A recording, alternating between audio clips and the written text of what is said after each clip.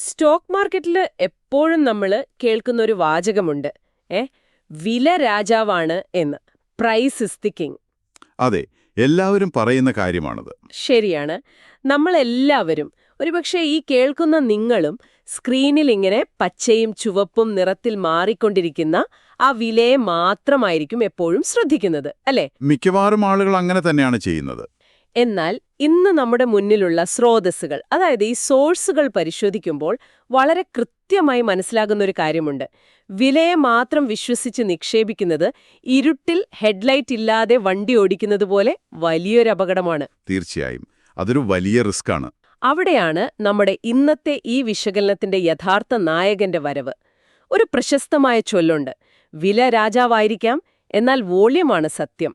Price is the king, but volume is the truth. ഇന്ന് നമ്മൾ ഈ വോള്യം എന്ന സത്യത്തിലേക്ക് ഒന്ന് ആഴത്തിൽ ഇറങ്ങി ചെല്ലുകയാണ്. ഈയൊരു ഡീപ് ഡൈവ് ശരിക്കും നിങ്ങളുടെ ട്രേഡിംഗ് രീതികളെ തന്നെ മാറ്റാൻ പോകുന്ന ഒന്നാണ്. നമ്മൾ മാർക്കറ്റിലെ ചാർട്ടുകൾ നോക്കുമ്പോൾ വില എന്നത് വെറും ഒരു പരസ്യം മാത്രമാണ്. പരസ്യമെന്ന് വെച്ചാൽ? അതായത് ഒരു സാധനത്തിന് എന്ത് വിലയിടണമെന്ന് തീരുമാനിക്കുന്ന വെറും ഒരു ബോർഡ് മാത്രമാണ് പ്രൈസ്. എന്നാൽ വോള്യം എന്നത് ആ വിലയ്ക്ക് അവിടെ ശരിക്കും കച്ചവടം നടന്നോ അതോ ആരെങ്കിലും വെറുതെ വില കൂട്ടിവെച്ചതാണോ എന്ന് കാണിച്ചു തരുന്ന ബില്ലാണ്. ആ ബില്ലാണ് ശരിയായ തെളിവ്. അതെ, നിങ്ങൾ മാർക്കറ്റിനെ ഗൗരവമായി കാണുന്ന ഒരാളാണെങ്കിൽ ഈ വോള്യം അനാലിസിസ് വളരെ നിർണായകമാണ്. കാരണം നമ്മളെപ്പോലുള്ള സാധാരണ റീറ്റെയിൽ നിക്ഷേപകർക്ക് വലിയ ഫണ്ടുകൾ അല്ലെങ്കിൽ വലിയ ഇൻസ്റ്റിറ്റ്യൂഷനുകൾ എന്ത് ചെയ്യുന്നു എന്ന് നേരിട്ടറിയാൻ കഴിയില്ലല്ലോ. ഇല്ല, അവർ നമ്മളോട് വിളിച്ചു പറയില്ലല്ലോ, ഞങ്ങൾ ഇന്ന് സ്റ്റോക്ക് വാങ്ങാൻ പോവുകയാണെന്ന്. ഒരിക്കലുമില്ല. എന്നാൽ അവർ മാർക്കറ്റിൽ അവശേഷിപ്പിക്കുന്ന വളരെ വ്യക്തമായ കാൽപ്പാടുകളാണ് വോളിയം. ഈ കാൽപ്പാടുകൾ പിന്തുടരാൻ പഠിച്ചാൽ മാർക്കറ്റിലെ വലിയ കിണികളിൽ നിന്ന് രക്ഷപ്പെടാനും ആ സ്മാർട്ട് മണിയോടൊപ്പം സുരക്ഷിതമായി സഞ്ചരിക്കാനും നിങ്ങൾക്ക് സാധിക്കും. ഈ സ്മാർട്ട് മണി എന്ന് പറഞ്ഞത് വളരെ പ്രധാനപ്പെട്ട ഒരു കാര്യമാണ്. പക്ഷെ അതിലേക്ക് വരുന്നതിന് മുൻപ് ഈ കേൾക്കുന്നവരിൽ ചിലർക്കെങ്കിലും ഒരു ചെറിയ സംശയം കാണും. എന്താണ് ശരിക്കും ഈ വോള്യം? ബേസിക് ആയിട്ടുള്ള കാര്യമാണ്. അതെ, ഈ വോള്യം എന്ന് പറഞ്ഞാൽ വലിയ സംഭവമൊന്നുമല്ല. ഒരു നിശ്ചിത സമയത്തിനുള്ളിൽ എത്ര ഷെയറുകൾ മാർക്കറ്റിൽ വാങ്ങുകയും വിൽക്കുകയും ചെയ്തു എന്നതിന്റെ ആകെ കണക്കാണ് വോള്യം. നമ്മുടെ സോഴ്സുകളിൽ ഇതിനൊരു ഗംഭീര ഉപമ പറയുന്നുണ്ട്, ഒരു സൂപ്പർമാർക്കറ്റിന്റെ കാര്യം. ആ സൂപ്പർമാർക്കറ്റ് ഉദാഹരണം വളരെ കൃത്യമാണ്. അതെ, ഇപ്പോ നിങ്ങളുടെ അടുത്തുള്ള ഒരു സൂപ്പർമാർക്കറ്റിൽ ഒരു ദിവസം 10 പേർ വന്ന് സാധനങ്ങൾ വാങ്ങി എന്ന് കരുതുക. അടുത്ത ദിവസം അവിടെ 1000 പേർ വന്നു സാധനങ്ങൾ വാങ്ങി. ഇതിൽ ഏത് ദിവസമാണ് ശരിക്കും അവിടെ കച്ചവടം പൊടിപൊടിച്ചത്? സംശയമില്ല, രണ്ടാമത്തെ ദിവസം തന്നെ. തീർച്ചയായും. കാരണം അവിടെ ആളുകളുടെ എണ്ണവും അവരുടെ ആക്ടിവിറ്റിയും വളരെ കൂടുതലായിരുന്നു. ആക്ടിവിറ്റി കൂടുതലുള്ള ദിവസമാണ് വോളിയം കൂടുതൽ. ഇത് നമുക്ക് നേരിട്ട് സ്റ്റോക്ക് മാർക്കറ്റിലേക്ക് കണക്ട് ചെയ്യാം. ഉദാഹരണത്തിന് റിലയൻസ് പോലൊരു കമ്പനിയുടെ 1,00,000 ഷെയറുകൾ ഇന്ന് ട്രേഡ് ചെയ്യപ്പെട്ടിട്ടുണ്ടെങ്കിൽ ഇന്നത്തെ റിലയൻസിന്റെ വോളിയം 1,00,000 അതായത് വാങ്ങിയവരും വിറ്റവരും തമ്മിലുള്ള ആകെ കൈമാറ്റം. കൃത്യം. ഉയർന്ന വോളിയം അർത്ഥമാക്കുന്നത് ആ സ്റ്റോക്കിൽ നിക്ഷേപകർക്ക് വലിയ താൽപ്പര്യമുണ്ട് എന്നാണ്. അവിടെ വലിയ ആക്ടിവിറ്റി നടക്കുന്നുണ്ട്. ഇത് മനസ്സിലാക്കിയ സ്ഥിതിക്ക് നമുക്ക് ആ 4 സുപ്രധാന സാഹചര്യങ്ങളിലേക്ക് കടക്കാം. ഒരു സ്റ്റോക്കിന്റെ വിലയിൽ മാറ്റമുണ്ടാകുമ്പോൾ അതിന് പിന്തുണയ്ക്കാൻ വോളിയം കൂടി ഉണ്ടെങ്കിൽ മാത്രമേ ആ വിലമാറ്റം സത്യമാണെന്ന് വിശ്വസിക്കാൻ കഴിയൂ എന്ന് നമ്മുടെ സോഴ്സുകൾ അടിവരയിട്ട് പറയുന്നുണ്ട്. അവിടെയാണ് നമ്മൾ 4 ഡിഫറൻറ്റ് സിനാരിയോസ് അല്ലെങ്കിൽ സാഹചര്യങ്ങൾ മനസ്സിലാക്കേണ്ടത്. ഇതിൽ ഒന്നാമത്തേത് വളരെ പോസിറ്റീവായ ഒരു കാര്യമാണ്.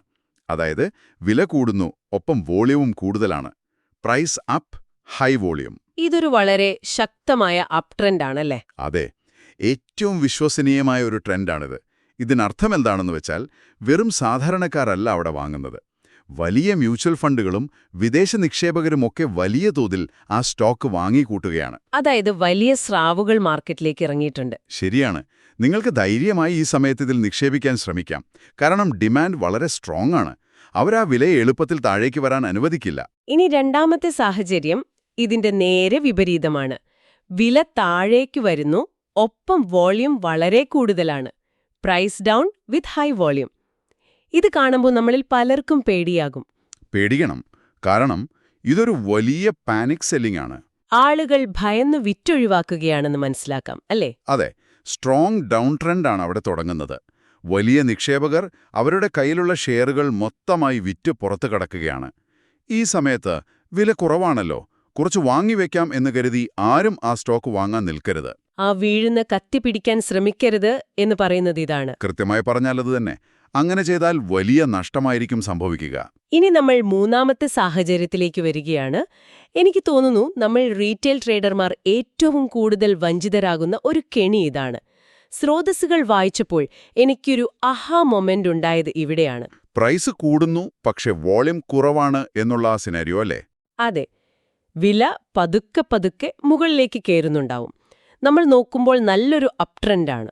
ഒരുപാട് പേർ അത് വാങ്ങാൻ തുടങ്ങും. നമ്മളും വിചാരിക്കും നല്ലൊരു അവസരമാണല്ലോ എന്ന്. പക്ഷെ വോളിയം നോക്കുമ്പോൾ അത് വളരെ കുറവായിരിക്കും. ഇതൊരു ഒന്നൊന്നര ട്രാപ്പാണ്.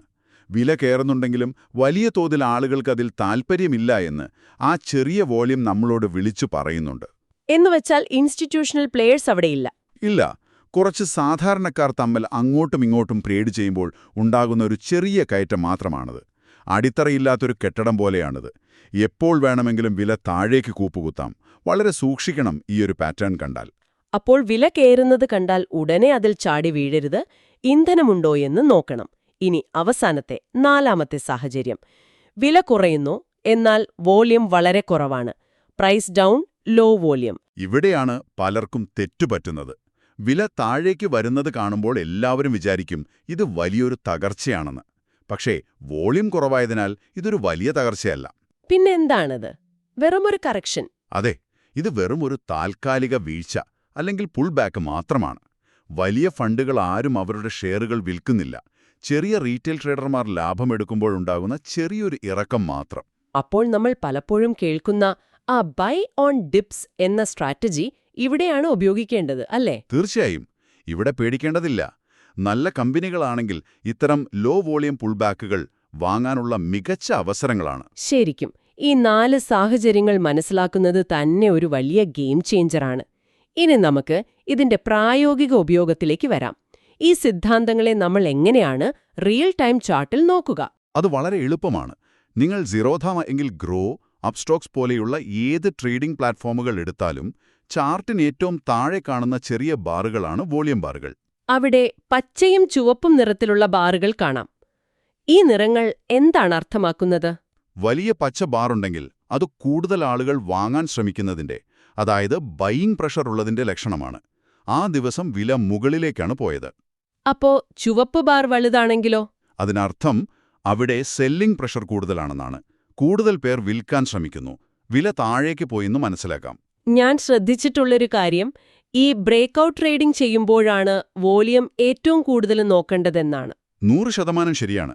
ഒരു പ്രധാനപ്പെട്ട റെസിസ്റ്റൻസ് ലെവൽ പൊട്ടിച്ച് വില മുകളിലേക്ക് പോകുമ്പോൾ നമ്മൾ അതിനെ ബ്രേക്കൌട്ട് എന്ന് വിളിക്കും. പക്ഷേ വലിയ പച്ച വോളിയം ബാറോടുകൂടിയുള്ള ബ്രേക്കൌട്ടുകൾ മാത്രമേ വിശ്വസിക്കാൻ പാടുള്ളൂ. വോളിയം ഇല്ലാതെ ബ്രേക്കൌട്ട് നടന്നാൽ എന്താവും പ്രശ്നം? അത് മിക്കവാറും ഫേക്കൌട്ടുകളാവും. വില മുകളിലേക്ക് പോയിട്ട് പെട്ടെന്ന് തന്നെ താഴേക്ക് വരും. വലിയൊരു മതിൽ ഇടിച്ചു നിരത്തണമെങ്കിൽ വലിയൊരു ഫോഴ്സ് വേണമല്ലോ. ആ ഫോഴ്സാണ് വോളിയം. ആ ഫോഴ്സിനെപ്പറ്റി പറഞ്ഞപ്പോഴാണ് എനിക്ക് സ്രോതസ്സുകളിൽ കണ്ട ആ ഒരു ഗംഭീര ഉപമ ഓർമ്മ വരുന്നത്. സ്റ്റോക്കിന്റെ വില എന്നതൊരു കാറാണെങ്കിൽ ആ കാർ ഓടാനുള്ള ഇന്ധനമാണ് വോളിയം, ഫ്യൂവൽ. വളരെ ആപ്റ്റായൊരു കമ്പാരിസണാണിത്. ഇന്ധനമില്ലാതെ വണ്ടിക്ക് അധിക ദൂരം മുന്നോട്ടു പോകാനാവില്ല. അതുപോലെ വോളിയം ഇല്ലാതെയുള്ള വിലമാറ്റങ്ങൾ അധികനേരം നിലനിൽക്കില്ല. ടാങ്കിൽ പെട്രോൾ ഇല്ലാതെ നമ്മൾ ആക്സിലറേറ്റർ കൊടുത്താൽ വണ്ടി കുറച്ചു ദൂരം പോയിട്ട് നിന്നുപോവില്ലേ? അതുതന്നെ സംഭവിക്കുള്ളൂ. ശരിയാണ്. ഈ ഒറ്റ കാര്യം മനസ്സിൽ വെച്ചാൽ മതി, നമ്മൾ പല അബദ്ധങ്ങളിൽ നിന്നും രക്ഷപ്പെടും. ഏത് ട്രേഡ് എടുക്കുന്നതിന് മുൻപും താഴെ ഫ്യൂവൽ ഉണ്ടോയെന്ന് നോക്കുക. അപ്പോൾ നമ്മൾ ഇന്നത്തെ ഈ ഡീപ് ഡൈവിന്റെ അവസാന ഭാഗത്തേക്ക് എത്തുകയാണ്. നമ്മൾ ഇന്ന് പഠിച്ച പ്രധാന പാഠങ്ങൾ ഒന്ന് ചുരുക്കി പറയാം. ഇനി മുതൽ നിങ്ങൾ ഏത് സ്റ്റോക്ക് വാങ്ങുമ്പോഴും വിലയ്ക്കൊപ്പം അതിന്റെ ഇന്ധനമായ വോളിയം കൂടി പരിശോധിക്കാൻ മറക്കരുത്. അതെ, നിങ്ങൾ ഈ കേൾക്കുന്ന ഓരോരുത്തരും മനസ്സിലാക്കേണ്ടതിതാണ്. ഇത്തരം സൂക്ഷ്മമായ വിവരങ്ങൾ മാർക്കറ്റിലെ വലിയ ചതിക്കുഴികളിൽ നിന്നും നിങ്ങളെ രക്ഷിക്കും. കൂടുതൽ മികച്ച തീരുമാനങ്ങൾ എടുക്കാനും സ്മാർട്ട് മണിയോടൊപ്പം സുരക്ഷിതമായി നിൽക്കാനും നിങ്ങളെ പ്രാപ്തരാക്കും. വില എന്നത് വെറുമൊരു ഭ്രമമാണ്, പക്ഷേ വോളിയം നമ്മളോട് സത്യം വിളിച്ചു പറയും. അപ്പോൾ ഇന്നത്തെ ഈ ചർച്ച ഇവിടെ അവസാനിപ്പിക്കുകയാണ്. പക്ഷെ പോകുന്നതിനു മുൻപ് ഈ കേൾക്കുന്ന നിങ്ങൾക്ക് സ്വയം ചിന്തിക്കാൻ ഒരു പുതിയ ചോദ്യം കൂടി ഞാൻ നൽകുകയാണ്. അതൊരു നല്ല ഐഡിയ ആണ്. നമ്മൾ ഇന്ന് വിലയും വോളിയവും ഒരുമിച്ച് മാറുന്ന 4 സാഹചര്യങ്ങൾ കണ്ടു. എന്നാൽ വോളിയം റെക്കോർഡുകൾ ഭേദിച്ചുയരുകയും പക്ഷെ സ്റ്റോക്കിന്റെ വില മുകളിലേക്കോ താഴേക്കോ ഒട്ടും മാറാതിരിക്കുകയും ചെയ്യുന്നൊരു സാഹചര്യം വന്നാൽ എന്തായിരിക്കും അവിടെ യഥാർത്ഥത്തിൽ സംഭവിക്കുന്നത്? വലിയൊരു ചോദ്യമാണത്. അതെ, വാങ്ങുന്നവരും വിൽക്കുന്നവരും തമ്മിലുള്ള എന്തദൃശ്യമായ യുദ്ധമാണ് ആ മാറ്റമില്ലായ്മയ്ക്ക് പിന്നിലുള്ളത്. നിങ്ങളുടെ ചാർട്ടുകളിൽ എപ്പോഴെങ്കിലും ഇങ്ങനെ സംഭവിച്ചിട്ടുണ്ടോ എന്ന് നോക്കൂ, ഇതൊന്ന് ചിന്തിച്ചു നോക്കൂ എന്ന് പറഞ്ഞുകൊണ്ട് നമ്മൾ ഇന്നത്തെ ഈ വിശകലനം അവസാനിപ്പിക്കുന്നു. വരും ദിവസങ്ങളിൽ കൂടുതൽ കാര്യങ്ങൾ നമുക്ക് പരിശോധിക്കാം.